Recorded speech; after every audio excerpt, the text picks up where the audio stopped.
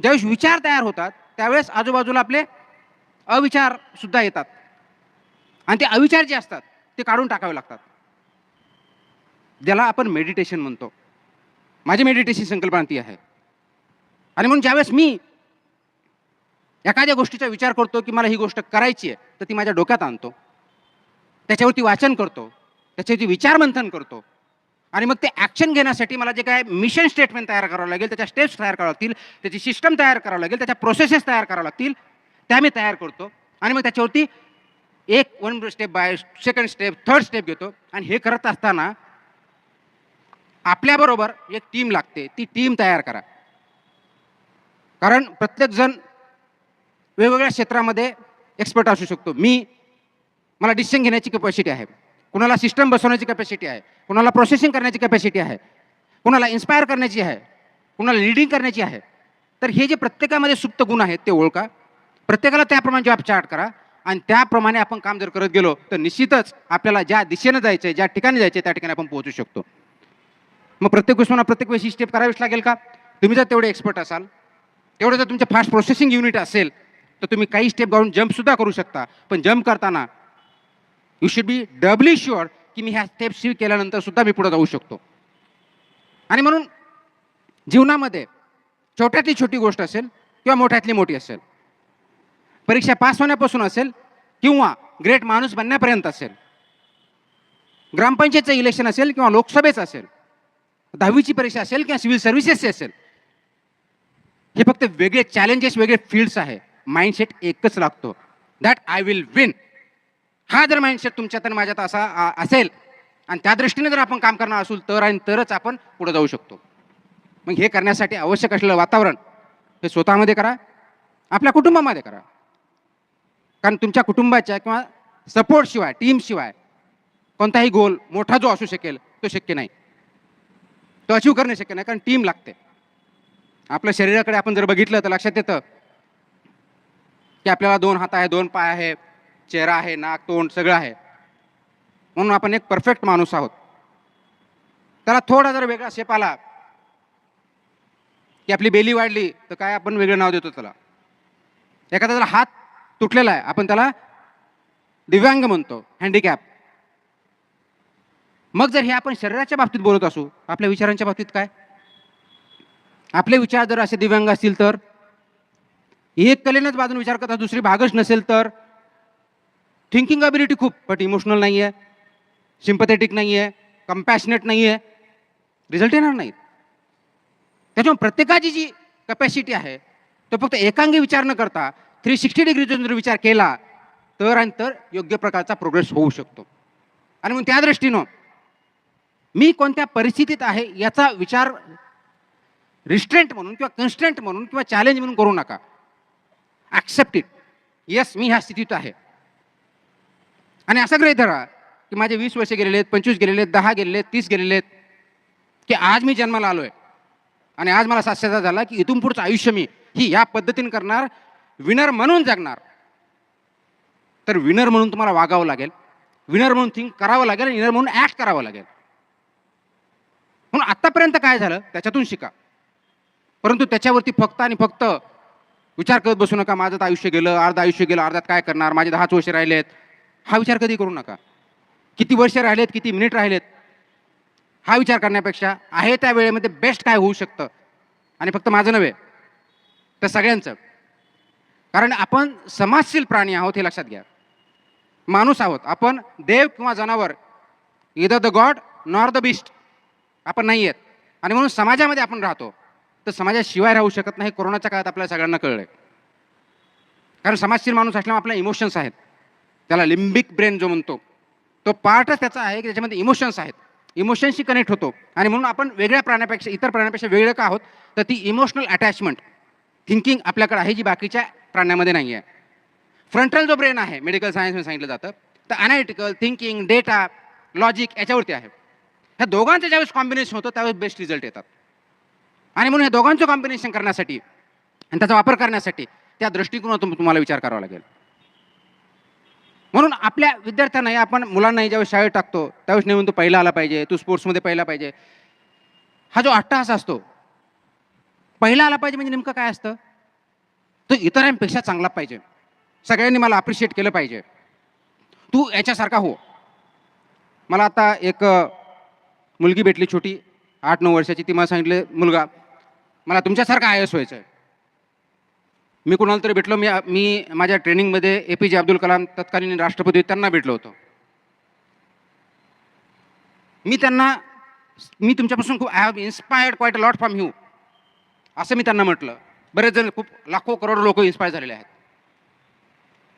पण ज्यावेळेस मला कोणी म्हणतं की मला तुमच्यासारखं व्हायचं, तर मला 2 मिनिट स्तब्ध व्हायला होतं. मी फक्त माझ्याबद्दल म्हणत नाही, कुणाबद्दल आहे.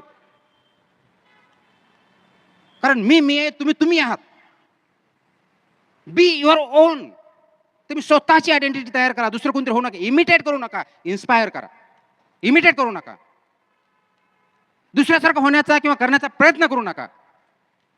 कारण दुसऱ्यासारखं होण्याच्या प्रयत्नामध्ये आपण स्वतःचं अस्तित्वच गमावून बसतो, हे मात्र 100% आपण विसरतो. म्हणून तुम्ही ज्यावेळेस विद्यार्थ्यांना किंवा मुलांना सांगता की तू वर्गामध्ये पहिला आला पाहिजेत, हे मुळातच चुकीची संकल्पना आहे. मग तुम्ही म्हणा प्रोग्रेस कसा मेजर करणार? परीक्षा नको. मी परीक्षा नको म्हणत नाही, परीक्षा बिलकुल घ्या, पण त्या पर्पजसाठी घ्या, इव्हॅल्युएशन करण्यासाठी. तर तुम्हाला इव्हॅल्युएशन करायचं आहे ना, तर मी आज सकाळी जो माणूस होतो त्यापेक्षा आज संध्याकाळी मी किती उंचावलो आहे, माझी थिंकिंग प्रोसेस किती उंचावलं आहे, माझ्या अगेन्स्ट माझा किती विकास झाला आहे, याचा विचार करा. तुमची कॉम्पिटिशन तुमच्याशी आहे, इतरांशी नाही. आणि ज्यावेळेस तुम्ही स्वतःशी कॉम्पिटिशन कराल आणि हे प्रश्न विचाराल की नाही आज इतका मी प्रोग्रेस झालो नाही, आज मी करू शकलो नाही, त्यावेळेस तुमचा विकास व्हायला सुरुवात होईल. तुम्ही ज्यावेळेस कॉम्पिटिशनमध्ये जाल दुसऱ्यांच्या, you are trying to become somebody else, आणि ते तुमचा मूळ स्वभाव नाही आहे. आणि तसं असतं तर सगळे माणसं सारखे असते, तसं होत नाही. सगळे प्राणी सारखे असते, तसं होत नाही. कारण निसर्गाने आपल्याला वेगळं करं, कारण प्रत्येकामध्ये युनिकनेस असा काहीतरी आहे. तो युनिकनेस तुमच्याजवळ ठेवा आणि त्याच्यातून स्वतःच्या अगेन्स्ट स्वतःचा प्रोग्रेस करत जा, तरच आपण विकास करू शकतो, अन्यथा होऊ शकत नाही. आणि म्हणून कॉम्पिटिशन करायची स्वतःशी करा. कॉम्पिटिशन करायची चांगलं होण्यासाठी करा. कॉम्पिटिशन करायची समाजाचं भलं करण्यासाठी. कारण समाजाचं भलं होत नसेल आणि तुमचं स्वतःचं होत असेल तर तो विकास शाश्वत असत नाही, तो काही थोड्या काळापुरता असू शकतो, फक्त थोड्या काळापुरता. आणि याचं उदाहरण म्हणजे परत कोरोनाच्या काळात येतं की माझं घर स्वच्छ ठेवलं आणि मला कोरोना झाला नाही म्हणून मला होणार नाही याची गॅरंटी नाही. द मोमेंट तुम्ही बाहेर जाल तुम्हाला कोरोना होण्याची शक्यता आहे. कारण आपण इंटरकनेक्टेड आहोत. इंटरकनेक्टेड आहोत. आपल्याला लहानपणी खूप शिकवलेलं असतं. लहान मुलं असतात त्यावेळेस, लहान मुलं आपण ज्यावेळेस त्याला सपोर्ट करतो, शाळेत नेतो, शिकवतो, कारण तो डिपेंडंट असतो आपल्यावरती, आईवडिलावरती, पालकावरती, नातेवाईकावरती. ज्यावेळेस हा डिपेंडंट असतो, जसं तो कॉलेजला जायला सुरुवात करतो, जसं ग्रॅज्युएट होतो, त्याच्यामध्ये एक मत येतं, नाही मला इंडिपेंडंट व्हायचं, मी कुणावरही डिपेंड राहणार नाही, माझं स्वतःचं अस्तित्व मला निर्माण करायचं आहे, मी डिपेंडंट राहणार नाही. म्हणून तो इंडिपेंडंट होतो. आणि इंडिपेंडंट झाल्यानंतर मग त्याला जसं वाटेल, कारण आपण शाळेतून कॉलेजमध्ये गेलं, अरे कॉलेजमध्ये तुला काय वाटेल ते करू शकतो, ही भावना आपल्यामध्ये असते, रुजवली जाते. कारण शाळेमधली जी डिसिप्लिन कॉलेजमध्ये असतेच असं नाही, आपल्याकडे नाही, unfortunately, which is wrong. Me independent झालो, मी विचार करू शकतो क्लास करायचा की नाही, बंक करायचा माझा मी ठरवेल. शाळेत तसं होत नाही, कारण लगली टीचरकडून नोटीस याची पॅरेंट्स विचारतात, कॉलेजमधून येत नाही का, इंडिपेंडंट व्हायचं मला वेगळी थिंकिंग आहे. आणि मग काही लोक इंडिपेंडंट वागत राहतात, ते फक्त इंडिपेंडंटच राहतात. मुळामध्ये आपण जसं मी म्हणलं समाजशील प्राणी आहोत. आपला स्थायी स्वभाव हा इंटरडिपेंडन्सचा आहे. मग काही वर्षांनी जसं वय वाढत राहतं मग परत इंटरडिपेंडंट व्हायला सुरुवात होते, इमोशनलची गरज पडते, मग कनेक्ट व्हायला प्रयत्न करतो. तर मुळामध्ये हा स्वभाव जर आपण अंडरस्टँड केला की आपण ह्युमन बिईंग म्हणून इंटरडिपेंडंट आहोत, मग आपला प्रोग्रेस इंडिपेंडंट कसा होऊ शकतो. असं गृहीत धरलं की वर्धा या शहरामधले माझी कॉलनी, माझं घर स्वच्छ राहिलं पाहिजे, बाकी शहराचं काय होतं मला माहित नाही, म्हणून मी इथला कचरा उचलला त्या गल्लीत टाकला. रोगराई फक्त तिथंच पोहोचणार आहे का? नाही, रोगराई तुम्हाला पण पोहोचणार आहे. मला पाणी पुरवठा 24 तास आला पाहिजे, बाकीचं काय झालं बघणार नाही. जसं तुम्हाला कळेल बाकी ठिकाणी तुमच्या नळं तोडले जातील. इंटरडिपेंडन्स. कारण पृथ्वी एक आहे, समाज एक आहे, नॅचरल रिसोर्सेस लिमिटेड आहे, डिमांड खूप मोठ्या प्रमाणात जास्त आहे. याच्यामध्ये जर आपल्याला प्रोग्रेस करायचा असेल तर इंटरडिपेंडन्सी ज्याला म्हणतो ती आपण मान्य केली पाहिजे आणि त्या दृष्टीने कलेक्टिव्हली आणि इंडिव्हिज्युअली प्रयत्न केले पाहिजेत. सक्सेस करायचं असेल तर त्या दृष्टिकोनातून तू केलं पाहिजे. आणि म्हणून सक्सेस करण्यासाठी ज्यावेळेस आपण अभ्यास करत असतो त्यावेळेस मी माझ्या नोट्स याला शेअर करणार नाही, मी सांगणार नाही ट्रिक, ही तुमच्यातली तुमच्यात कॉम्पिटिशन नाही आहे. Competition is against your self. तुमची जगाशी कॉम्पिटिशन आहे, इथल्या प्लॅनेट वेगळ्या प्लॅनेटची कॉम्पिटिशन आहे. ती जर तुम्ही मान्य केली तर तुमचा प्रोग्रेस जास्त होऊ शकतो. आणि म्हणून ज्ञान जसं शेअर करतो, नॉलेज तसं वाढतं असं जे म्हणतो, ते लपवल्याने वाढत नाही, शेअर केल्याने वाढतं, कारण त्याच्यावर डिबेट होऊ शकतं. तसंच ब्रेन जेवढा वापराल तेवढा जास्त प्रोग्रेस होतो, विकसित होतो. तर त्याचा वापर करा, फक्त ते गुजवून ठेवू नका. शोपीस नाही आहे हे, शोपीस नाही आहे. त्याचा वापर करण्यासाठी आणि त्याचा योग्य वापर करा. ही जर विचारसरणी आपल्या विनिंग, लुजिंग हा शब्दच असला नाही पाहिजे आपल्याला. कारण आपण भीतीच्या कारणामुळं, भीतीपोटी डिसिजन घेत नाही. शाळेमध्ये, कॉलेजमध्ये, जीवनामध्ये आपल्याला शिकवलं काय पाहिजे? Decision making. कारण आपल्याला अबिलिटी तयार करायची आहे. हे डिसिजन मेकिंग कपॅसिटी आपल्यामध्ये तयार झाली पाहिजे. आणि ही जर डिसिजन मेकिंग कॅपॅसिटी झाली नाही, तुम्हाला 100% मार्क भेटले तरी त्याचा काही उपयोग नाही, काही उपयोग नाही. म्हणून UPSC सारख्या, सिव्हिल सारख्या कोणत्याही स्पर्धा परीक्षा मोठ्या ज्या असतात त्याच्यामध्ये काय तपासलं जातं? नॉलेज फक्त प्रिलिम परीक्षेला तपासलं जातं. ती पास झालं तर याचा अर्थ गृहीत धरायचा तुम्हाला सफिशियंट नॉलेज आहे. मेन्स आणि इंटरव्ह्यूला ज्यावेळेस प्रश्न विचारले जातात, उत्तर तपासले जातात, त्यावेळेस तुमची ॲबिलिटी टू टेक डिसिजन ही तपासली जाते. कारण तुम्हाला समाजाच्या वतीनं, शासनाच्या वतीनं काही निर्णय क्विक फास्ट घ्यायचे असतात, कमी इन्फॉर्मेशन असेल तरी घ्यायचे असतात, त्या क्रायसिसला घ्यायचे असतात. म्हणून ॲबिलिटी टू मेक डिसिजन्स आणि इम्प्लिमेंट डिसिजन ही बघितली जाते. जीवनामध्येही आपण माणूस म्हणून प्रोग्रेस करायचा असेल तर ॲबिलिटी टू मेक डिसिजन्स आणि इम्प्लिमेंट डिसिजन्स ही आपली कॅपॅसिटी वाढवली पाहिजे. ती जर आपण वाढवली नाही तर आपल्याला शिकलेलं म्हणता येणार नाही, आपल्याला लिटरेट म्हणता येईल. मग आपण लिटरेट आहोत सगळे आहोत, 136 कोटीपैकी 90% जास्त लोक आपण लिटरेट आहोत. पण एज्युकेटेड आहोत का? याचं उत्तर डेफिनेटली नाही आहे. म्हणून बी एज्युकेटेड. आणि जेव्हा एज्युकेटेड म्हणतो तर डिसिजन मेकिंग ही एज्युकेटेड असते, थिंकिंग प्रोसेसची असते, की त्याचे कॉन्सिक्वेन्सेस काय होतील, माझ्यावरती काय होतील, कुटुंबावरती काय होतील, समाजावरती काय होते, याचा विचार केला जातो. म्हणून ती डिसिजन मेकिंग ॲबिलिटी तुम्हाला डेव्हलप करायची आहे. ती तुमच्या मुलामध्ये, माझ्यामध्ये, कुटुंबामध्ये रुजवायची आहे. आणि म्हणून ती जर करायची असेल तर थिंकिंग प्रोसेसवरती फोकस करावा लागेल. जोपर्यंत थिंकिंग प्रोसेसवरती आपण फोकस करणार नाही तोपर्यंत आपला प्रोग्रेस त्या दृष्टीने होणार नाही. तर परीक्षा आली, परीक्षा दिली, पास झालो, UPSC झाली, IAS झालो, IPS झालो, मी कलेक्टर राहिलो, काम केलं, रिटायर झालो, काय इम्पॅक्ट केला? असं गृहीत धरा की आज तुम्ही इथं बसलेला आहात आणि मी म्हणजे कोणताही एक व्यक्ती, तुमच्या शहरामध्ये एक व्यक्ती कोणीही असेल, तो मृत्यू पावला. गृहीत धरा की तुम्ही स्वतः, मी कोणीतरी मृत्यू पावलो आणि मला किंवा त्या व्यक्तीला क्रिमेटोरियममध्ये जी काय आपली राईट्स आहेत ते करण्यासाठी नेलं. 100, 200, 500, 1000 व्यक्ती आल्या, क्रिमेटोरियम झालं. आता विचार करा, क्रिमेटोरियमवरून घरी येताना, वापस जाताना जे कोणी व्यक्ती आलेले असतील, आर्टिस्ट असतील, मित्र असतील, आपले सहकारी असतील, ते तुमच्याबद्दल काय बोलतात? मी समजा मृत्यू पावलेला माणूस आहे, माझ्यावरती प्रक्रिया झालेली आहे, मला बरीड केलं आहे किंवा जाळलं आहे, जे काय आहे, आणि त्यावेळेस मी विचार करतो एक थर्ड पर्सन माझ्याबद्दल काय हे बोलत असतील. चांगलं बोलतायत, वाईट बोलतायत, योग्य बोलतायत, अयोग्य बोलतायत. तर त्यावेळेसचा जर मी विचार केला की माझ्याबद्दल काहीतरी यांनी चांगलं काम केलं, ह्या 2 गोष्टी चांगल्या केल्या, हा व्यक्ती चांगला होता, हे जर बोललं तर you have done something good. नाही तर ठीक होता, चांगला होता व्यक्ती, एवढं गेलं तेवढं. जस्ट इमॅजिन की at the end of your life what have you contributed to this earth. आली होती त्याच्यापेक्षा जास्त आपण वाढवलं, आले होते त्याच्या प्लास्टिक मी केलं, घाण केली, गेलो. हे माझं रेसिड्यू राहायला पाहिजेत का? की मी काहीतरी 4 गोष्टी चांगल्या करण्याचा प्रयत्न केला, 2 मध्ये सक्सेस झालो, 2 फेलियर झालो, याचा विचार करायचा.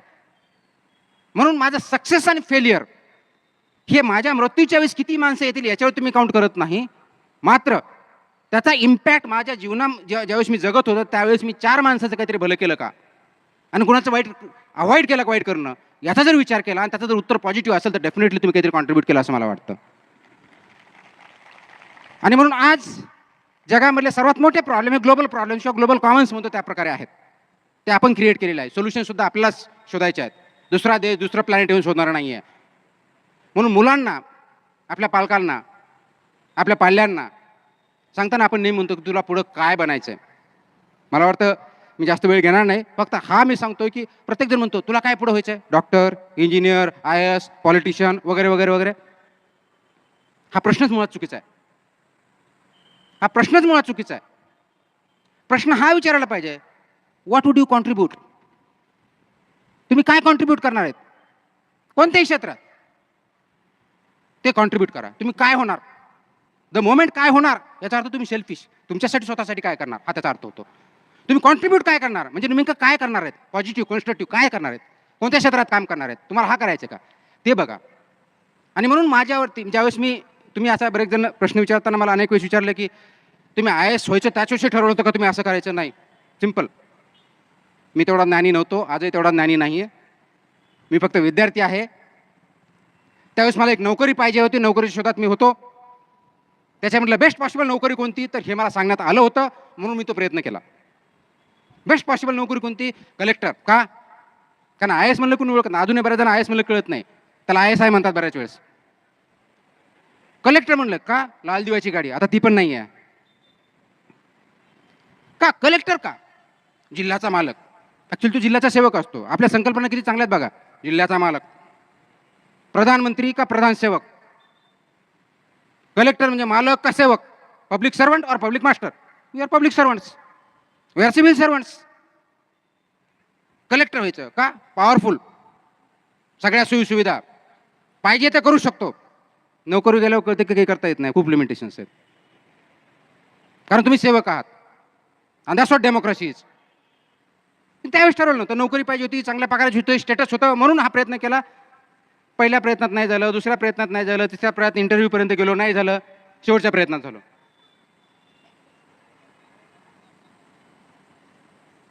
मग मला बरेच जण विचारतात की असा काय फरक केला की पहिल्या याच्यामध्ये काय 20 तास अभ्यास करत होता आणि चौथ्या याच्यामध्ये काय 24 तास अभ्यास करत होता का. आणि बरेच जण तुम्हाला ॲडवाईस देतील की मी 18 तास अभ्यास करत होतो. जे कोणी असं उत्तर देतील ना त्याच्याकडे एक शब्दांनी परत विचारायला जाऊ नका किती तास अभ्यास करत होते, कारण 18 तास अभ्यास करणं ह्युमनली पॉसिबल नाही आहे. कारण माणसाची कॉन्सन्ट्रेशन करण्याची सपाटी कपॅसिटी ॲट वन गो 45 मिनिट्सची आहे. ॲट वन गो फक्त 45 मिनिट्स व्यवस्थित कॉन्सन्ट्रेट करू शकतो. 10-12 तास गॅपने आपण करू शकतो अभ्यास. अभ्यास किती तास करता, कुणी सांगेल की एका चॅप्टरसाठी मी 10 पुस्तकं वाचले असतील. बाबा रिसर्च कर, UPSC कशाला करतोय, PhD कर त्याच्यावरती, काही अडचण नाही, लेक्चरर हो, काही प्रॉब्लेम नाही, good noble job. That is not useful for civil services. जे युजफुल आहे, जे आवश्यक आहे ते करा. म्हणून मी किती तास अभ्यास केला, किती पुस्तकं वाचल्या, नोट्स काढले का, क्लास जॉईन केले का, BA करायचं का, BSc करायची, इंजिनिअरिंग करायचं का, मेडिकल करायचं, काही ह्या प्रश्नाला काही अर्थ नाही. का, कारण सिव्हिल सर्व्हिसेस करण्यासाठी एकच क्रायटेरिया, तुम्ही ग्रॅज्युएट पाहिजे, त्यासाठी तुम्ही क्वालिफाय परीक्षा देऊ शकत नाही. मग ग्रॅज्युएट कोणत्या फील्डमध्ये व्हा. आणि सर्वात महत्त्वाचं म्हणजे तुम्ही मार्क्स भेटवले पाहिजेत. जेवढी काय परीक्षा असेल त्याच्यातले एवढे टक्के मार्क भेटले, पहिल्या 20 मध्ये तेवढे मार्क्स भेटले की तुम्ही ते परीक्षा पास होता. म्हणून तुम्हाला जर अभ्यास करायचा असेल तर ते मार्क्स भेटवण्यासाठी करा, अभ्यास करण्यासाठी नव्हे. कारण जगामध्ये खूप मोठे इंटेलेक्च्युअल आहेत, पण ते UPSC होतीलच असं नाही, जे UPSC होतील ते चांगले इंटेलेक्च्युअल होतील असं नाही आहे. पण तुम्हाला ज्या उद्देशाने करायचं आहे त्या उद्देशाने करा की तुम्हाला जर करायचं आहे तर मला मार्क्स भेटवायचे, तर मार्क्स भेटवण्यासाठी मला बेस्ट आन्सर लिहावं लागतील. बेस्ट आन्सर लिहिण्यासाठी मला बेस्ट रायटिंग स्किल्स पाहिजेत आणि बेस्ट नॉलेज पाहिजे. त्या दृष्टीने अभ्यास करा. उलटा प्रवास करण्यापेक्षा आपण म्हणतो की आपण पुस्तक वाचू, मग नोट्स काढू, मग परीक्षा गेल्या उत्तर लिहू, चुकीचं आहे. तुम्ही अगोदर विचार का परीक्षा घ्यायला काय लिहायचं आहे ते, मग त्या दृष्टीने अभ्यास करा अगोदरपासूनच. मग मी तेच केलं. पहिले 3 अटेम्प्ट अभ्यास केला, पुस्तक नोट्स काढले, पास झालो. मग विचार केला याच्यात तिथं त्रुटी राहिली, मग दुसऱ्या अटेम्प्टला थोडी इम्प्रूव्ह केली, परत थोडे मार्क्स वाढले, परत तिसऱ्या अटेम्प्टला आणखी थोडे वाढले, पण सिलेक्शनच होत नाही. मग थोडा विचार केला, मग म्हटलं की MPSC देऊ, त्याला 4 वर्ष लागले. मग मध्ये लेक्चरशिप केली, आणि ज्यावेळेस मी लेक्चर झालो त्यावेळेस माझ्याकडे पेपर तपासायला आले.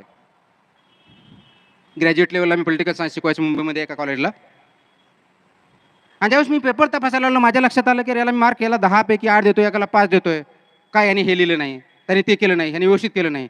त्यावेळेस माझ्या लक्षात आलं की माझा अभ्यासाचा प्रॉब्लेम नाही, माझ्या लिखाणाचा प्रॉब्लेम आहे. कारण मी ज्यावेळेस असेच करताना बघतो की हे इनकम्प्लीट आहे, त्यावेळेस लक्षात आलं की माझेसुद्धा उत्तर इनकम्प्लीट होते. नॉलेजची मला जास्त गरज नव्हती, इन्फॉर्मेशन भरपूर होती. मग चौथ्या अटेम्प्टला ॲक्च्युली मी अभ्यास कमी केला, पण आवश्यक ते मॉडिफिकेशन माझ्या उत्तरात केलं, पर्यायानं माझं सिलेक्शन झालं. म्हणून तुम्हाला जर कोणता गोल कोणता अचीव्ह करायचा असेल तर गोल डिसाईड करा अगोदर. आणि गोल अचीव्ह करण्यासाठी काय काय करावं लागतं त्या स्टेप्स घेऊन त्याप्रमाणे करा. रादर दॅन चालत चालत जाऊन पुढं गोल अचीव करण्यापेक्षा.